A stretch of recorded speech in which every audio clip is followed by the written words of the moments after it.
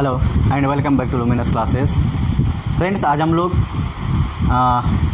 Case के बारे में बात करेंगे। केस यानी एक ऐसा टॉपिक है, नाउन से रिलेटेड है, प्रोनाउन से भी रिलेटेड है, लेकिन ये पूरी इंग्लिश में एक अच्छा रोल प्ले करता है। खास करके जहाँ तक हम बात करें नरेशन और वॉइस की, तो नरेशन या वॉइस जो है केस के बिना अधूरा है। यानी जब तक आप केस को कंप्लीट नहीं करते हैं तब तक आप नरेशन कभी भी नहीं सीख सकते। बात समझ में आ रही है? आइए हम लोग शुरू करते हैं, देखते हैं आज का टॉपिक केस, यानी केस क्या होता है, केस कितने तरह के होते हैं। ठीक,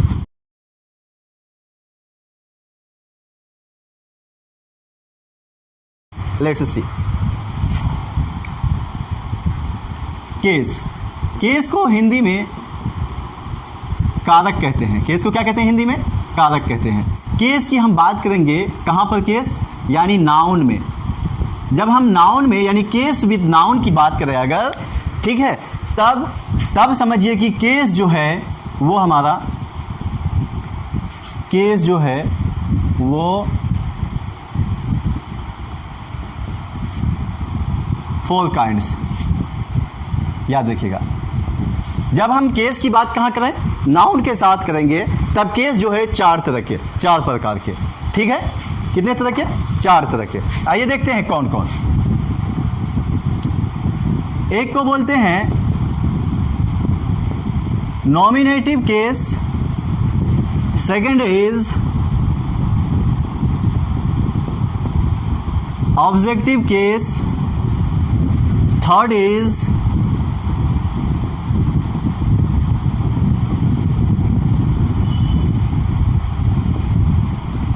possessive case, and fourth is vocative case। ये 4 तरह के केस हुआ करते हैं इंग्लिश में। ठीक है, only 4 kinds of case in English grammar. English में 4 तरह के केस हुआ करते हैं, लेकिन वो भी किसके साथ? नाउन के साथ, याद है। ठीक है, पर फर्स्ट क्या है? Nominative case. और याद रखिएगा, नॉमिनेटिव केस को सब्जेक्टिव केस भी कहते हैं।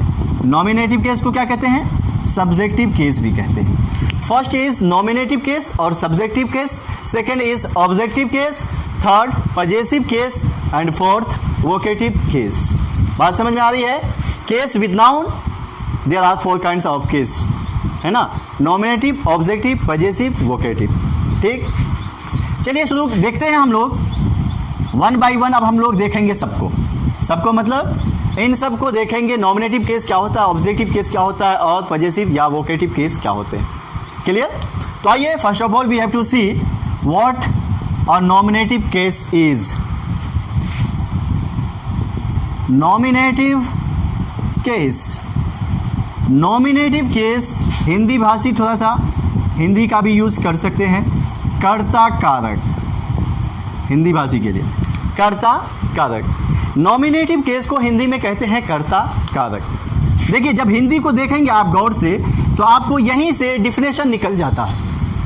इस नॉमिनेटिव केस का डिफिनेशन यहीं से निकल जाता है। कर्ता, है ना? कर्ता का मतलब होता है काम करने वाला। बहरहाल देख लीजिए अभी, यानी नॉमिनेटिव केस क्या होता है, आइए देखते हैं हम लोग। कहता है कि द नाउन और प्रोनाउन that used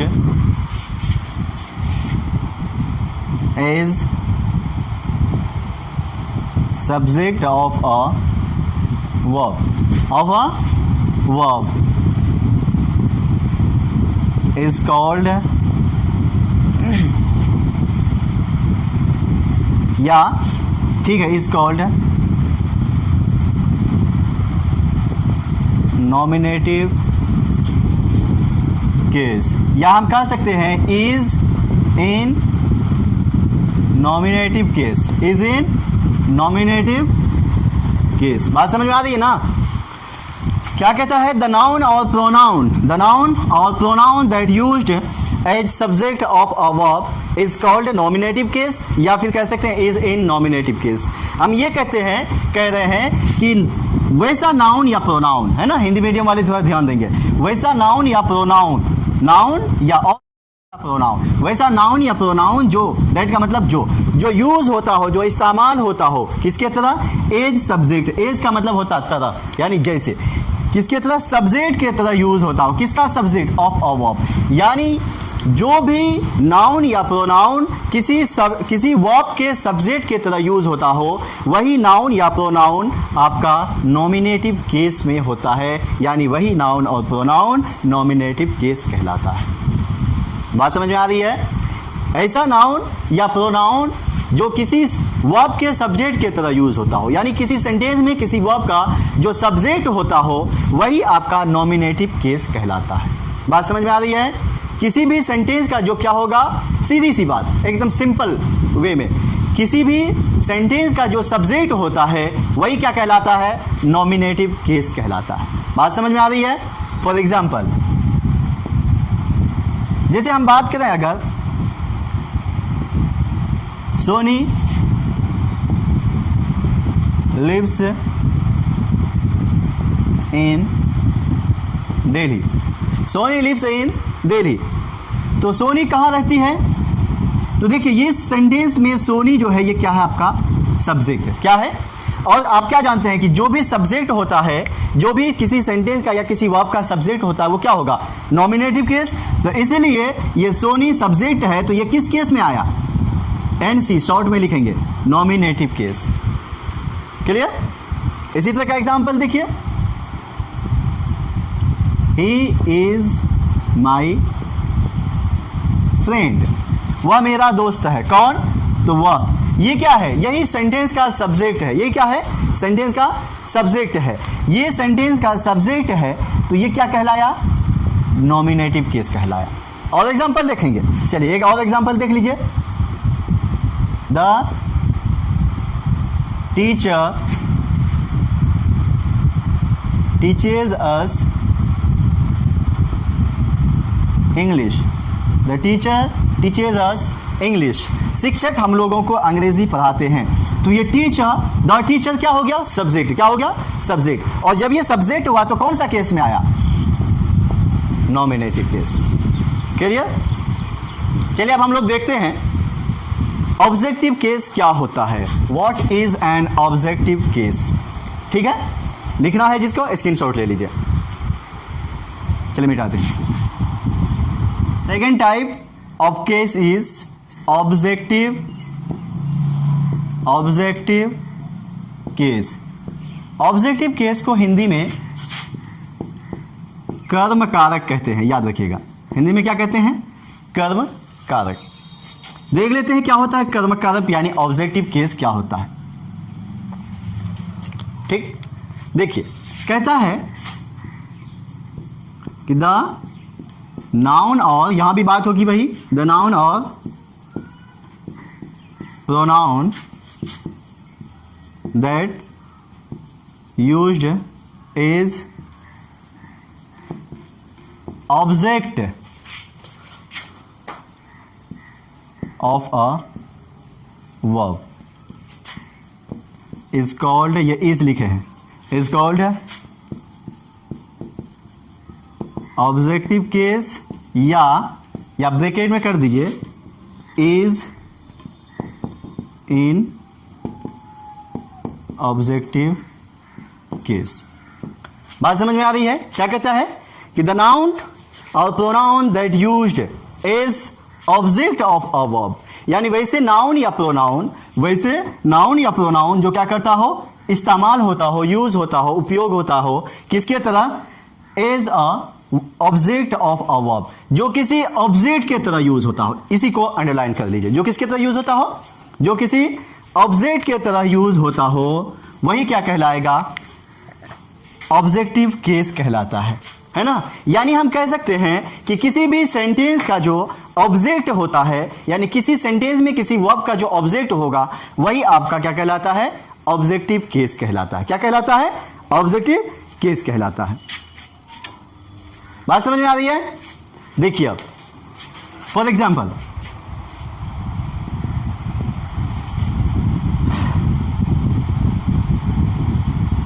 आई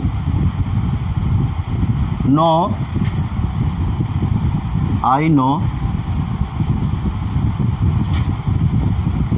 सोनी। मान लीजिए आई नो सोनी, तो ये आई क्या है हमारा सब्जेक्ट है, नो क्या है वर्ब है, तो ये क्या है हमारा ऑब्जेक्ट है। ये क्या है सोनी क्या है, देखिए इससे पहला सेंटेंस में मतलब नॉमिनेटिव केस का एग्जांपल में फर्स्ट सेंटेंस में सोनी क्या था, सब्जेक्ट था, क्योंकि शुरू में था और वर्ब का सब्जेक्ट था वो, है ना, इसीलिए वो नॉमिनेटिव केस में था।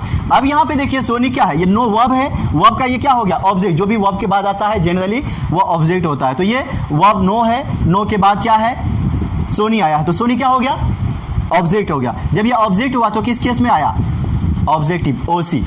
क्लियर। इसी तरह से देखिए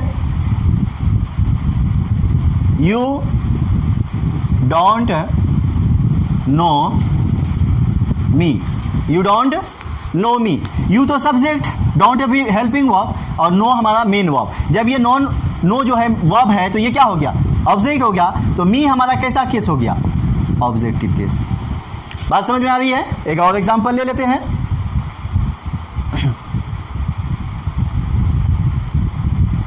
दे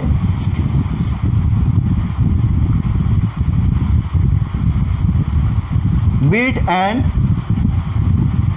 old man, they beat an old man, उन लोगों ने एक बूढ़ा आदमी को पिटाया मारा।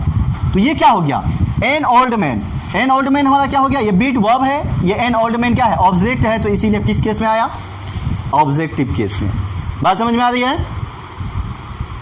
ऑब्जेक्टिव केस किसको कहते हैं, जो किसी वर्ब का ऑब्जेक्ट हो, यानी किसी सेंटेंस में किसी वर्ब का ऑब्जेक्ट हो, वही क्या कहलाएगा आपका ऑब्जेक्टिव केस कहलाएगा। बात समझ में आ रही है। जो सब्जेक्ट की तरह यूज होता हो नॉमिनेटिव केस, जो ऑब्जेक्ट की तरह यूज होता हो वो ऑब्जेक्टिव केस। बात क्लियर। चलिए इसको अभी देख लीजिए। अब हम लोग बात करेंगे पजेसिव केस की।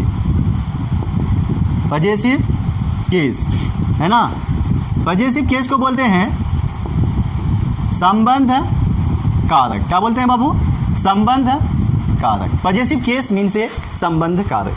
ठीक है, तो आइए देखते हैं कि किस तरह का ये संबंध दिखाता है, कैसा संबंध होता है इसके साथ, है ना, किसके साथ ये किस तरह का संबंध दिखाएगा। चलिए बात करते हैं हम लोग पजेसिव केस की। कहता है कि द नाउन और pronoun which shows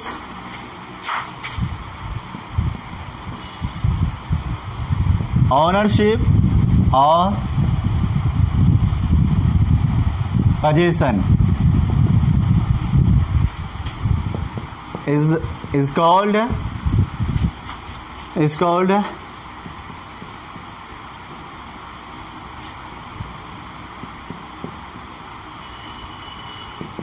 possessive case.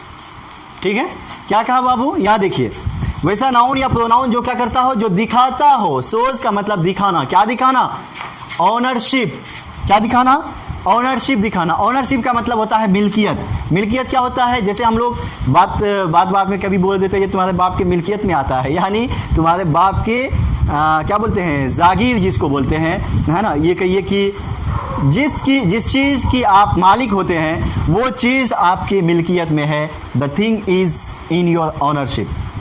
बात समझ में आ रही है। और पजेशन भी इसी तरह का वर्ड है। पजेशन का मतलब होता है अधिकार, यानी जो आपके अंडर में है ना, जो चीज़ आपके अंडर में है वो चीज़, यानी जिस चीज़ का आप मालिक हैं समझिए, है ना, तो वो क्या कहलाया आपके, वो चीज़ आपके पजेशन में है। आपके पजेशन में है तो आपका मिल्कियत हुआ, आप उसके ऑनरशिप में आए, है ना। बात समझ में आई। तो इसीलिए तो जो भी क्या दिखाता हो, पजेशन दिखाता हो, है ना, अधिकार वाला, यानी ये चीज़ किसका है, इसी तरह का संबंध। और दूसरा चीज़ रिलेशन भी दिखाता हो, दो लोगों के बीच में कौन क्या है नहीं है, ठीक है, किस तरह का संबंध है। तो पजेशन भी जो दिखाएगा, रिलेशन भी और पजेशन भी जो दिखाता है वो पजेसिव केस में आता है। एग्जाम्पल देख लीजिए, समझ में आ जाएगा। जैसे अगर हम कहते हैं इस मार्कर के बारे में कि this is my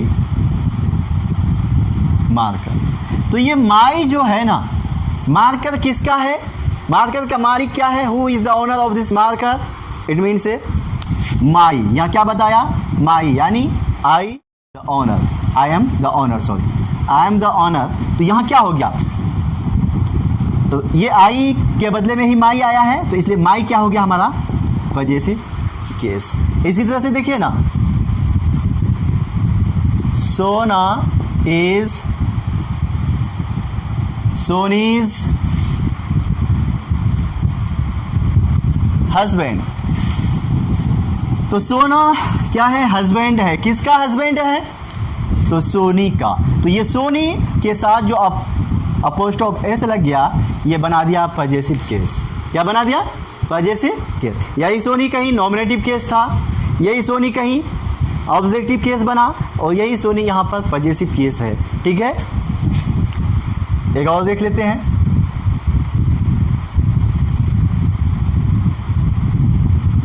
Where is your father? Where is your father? तो ये फादर का रिलेशन दिखा रहा कि आपके पिताजी, है ना, तो यही हो गया आपका पजेसिव केस। क्लियर।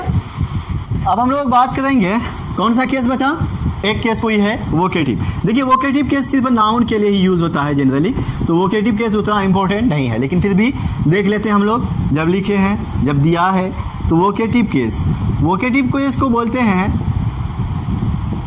संबोधन कारक। क्या बोलेंगे, संबोधन कारक। हिंदी में जब कारक अगर पढ़े होंगे आप, तो हिंदी में अजी, अरे, ओहो जो यूज होता है वो इसी के लिए यूज होता है। बहरहाल देखिए, कहता है कि व्हेन अ नाउन इज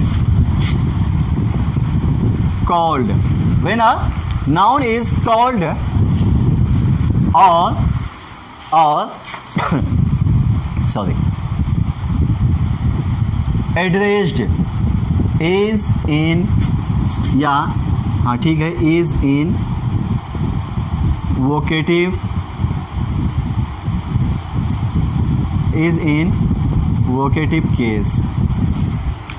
क्या कहता है कि when a noun is called or addressed is in vocative case, यानी जब कोई नाउन, एक नाउन का मतलब, अनाउन का मतलब कोई नाउन, जब कोई नाउन पुकारा जाता हो, कहलाता हो नहीं, यहाँ पे कॉल का मतलब पुकारना, यहाँ पे जब कोई नाउन पुकारा जाता हो या संबोधित किया जाता हो, वही क्या कहलाता है, संबोधन कारक, मीन से वोकेटिव केस में आता है। किस में आता है, वोकेटिव केस में। फॉर एग्जाम्पल, जैसे हम कभी कभी कहते हैं सर को, अपने क्लास में अपने टीचर को कहते हैं सर दे आर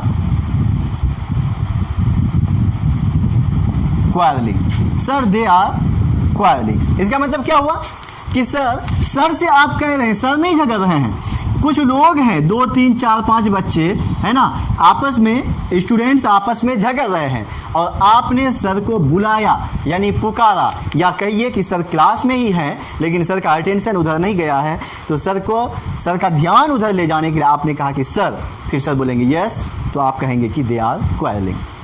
बात समझ में आ रही है। तो यहाँ पे सर क्या हो गए, वीसी मीन से वोकेटिव केस। क्या हो गए, वोकेटिव केस। इसी तरह से जब आप भाषण देते हैं, स्पीच देते हैं, when you deliver a speech, तो कहते हैं कि ladies and gentleman, ladies and gentleman, we are going to celebrate